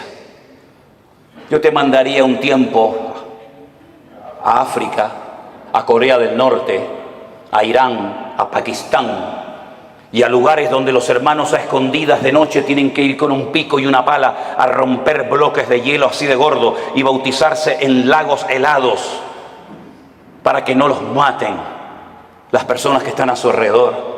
Te mandaría a lugares donde solamente hay una Biblia para toda la iglesia y los hermanos se la pasan de unos a otros durante varios días y la copian a mano. Y yo tengo Corintios, yo tengo Efesios, yo tengo Gálatas, yo tengo Romanos, yo tengo los Proverbios, porque hay una sola Biblia para toda la iglesia. Cuando estábamos en Kenia y nos enfermábamos y lo primero que pensamos era en ir al médico, los de allí nos decían, no hace falta. ¿Cómo que no? Dice, no, vamos a orar. Porque sabían que tal vez no tenían dinero para medicinas, pero tenían a su alcance el poder de Dios. Nos hemos hecho tan burgueses espiritualmente hablando que si se retrasa la comida 10 minutos ya nos ponemos nerviosos. Nos ponemos tan nerviosos cuando faltan determinadas cosas y después algunos me dicen, no, yo quiero servir al Señor. Me vino uno una vez a la iglesia y me dice, yo quiero servir al Señor. Y estaba de pie y yo estaba poniendo la moqueta en la iglesia con un señor ya muy mayor. Y le digo, ¿y por qué no te agachas y me ayudas a poner la moqueta de la iglesia? Y me dice, es que yo soy cantante, yo soy músico. Digo, tú eres un idiota. ¿Cómo que cantante y músico? ¿Los cantantes y los músicos no trabajan? La Biblia dice que el que no quiere trabajar, que no coma, es decir, que se muera de hambre. Eso dice la Biblia, ¿eh? No quiere trabajar, no coma. Y el que no come ya sabe lo que le pasa. ¿No trabajaba el Señor? Dice, yo trabajo y hago la obra del que me envió. En otras palabras, mis queridos hermanos, la iglesia tiene que despertar y darnos cuenta de que si la iglesia sigue viviendo como ha vivido en estos últimos 30, 40, 50 años, por eso la iglesia entró en una decadencia, por eso el mundo se metió en la iglesia, por eso la gente ha salido herida, por eso la gente ha comido veneno y comida caducada en las congregaciones. ¿Por qué? Porque nos hemos agarrado a cosas y hemos convertido la iglesia en el campo, cuando la Biblia dice que el campo es el mundo, no la iglesia.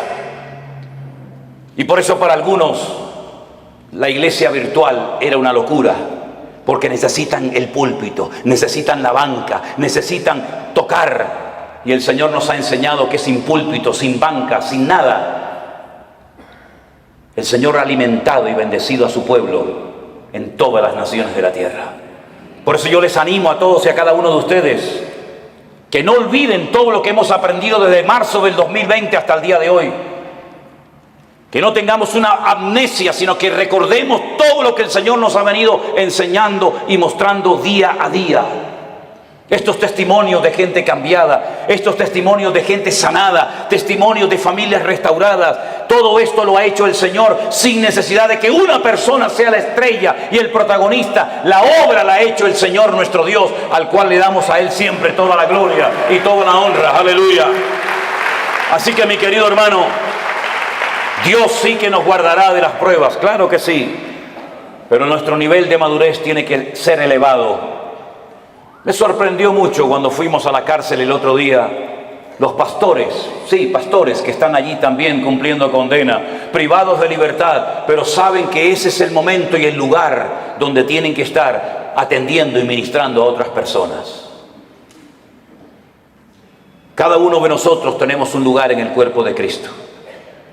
Yo sé cuál es el mío y cuál no es el mío. Pero yo quiero que usted cierre sus ojos en esta tarde y a partir de hoy se proponga seriamente decirle al Señor cuál es mi sitio y cuál no es mi sitio. ¿Qué tengo que hacer y qué no tengo que hacer? ¿Qué tengo y qué no tengo? Pedro le dijo a aquel paralítico: no tengo. No esperes de mí plata y oro porque no tengo, pero lo que tengo te lo voy a dar. La Biblia dice que antes de que una persona sea usada, primeramente tiene que ser probada.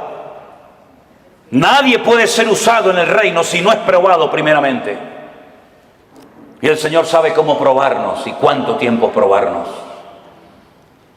Dígale al Señor: enséñame a gozarme en las pruebas. Descubre mi corazón para que realmente me dé cuenta si verdaderamente yo te amo o no te amo tanto. Hemos visto que el Señor nos ha bendecido, nos ha prosperado, nos ha usado, pero todavía queda mucho camino por recorrer, hermanos. Muchas almas, muchos países que visitar, muchos lugares donde ir. Y si somos fieles y obedientes al llamado de Dios, Dios seguirá guiando nuestros pasos y fortaleciendo nuestras vidas.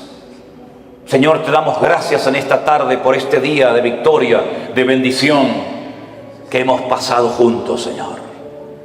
Gracias por los hermanos que se han bautizado. Gracias por los testimonios que hemos oído. Gracias por el tiempo que hemos podido pasar juntos en armonía. Pero sabemos que estos solamente son unos pocos días, que la vida realmente está allá afuera esperándonos. Yo te ruego, Señor, Dios del cielo y de la tierra, que traigas madurez a nuestros corazones y a nuestras vidas. Que estemos dispuestos a ser probados y a gozarnos en las pruebas. Bendito sea tu nombre, Señor. Busque a alguien en este momento y ore con él junto, por favor. Busque a alguien, sea esposo, sea su marido, sus hijos, un hermano que no conoce de nada, da igual. En estas reuniones, en estos encuentros que hacemos, se produce algo muy bonito, y es ver hermanos de la misma ciudad que no se conocían, que aquí en estas reuniones se conocen. Hermanos que no se conocían de nada antes, ahora se hacen amigos y se dan abrazos. En estos lugares le hemos demostrado al mundo que somos capaces de juntarnos con hermanos pentecostales, con hermanos bautistas, con hermanos metodistas, con hermanos de cualquier denominación. Y somos capaces de juntarnos juntos y alabar a Dios y honrar a Dios, sin levantar en alto una bandera, sin levantar en alto el nombre de un hombre o de una denominación. Dios está rompiendo barreras, hermanos queridos. Pastores de diferentes iglesias vienen a nuestros encuentros, vienen a nuestras reuniones y juntos alabamos al Señor. Y eso es algo milagroso que nunca se había dado, o por lo menos hace mucho tiempo. Aquí nos juntamos hermanos de diferentes nacionalidades, ricos, pobres, blancos, negros, hermanos que tienen una tendencia denominacional, hermanos que tienen otra creencia denominacional, hermanos que levantan las manos, hermanos que no levantan las manos, hermanos que hablan en lenguas, hermanos que no hablan en lengua. Eso es lo de menos. Lo que nos une no es eso, lo que nos une es el amor de Dios. Y lo que queremos es impactar al mundo con el amor de Dios en nuestros corazones. Aleluya. Recibe la gloria, mi Dios. Y así orando los unos por los otros.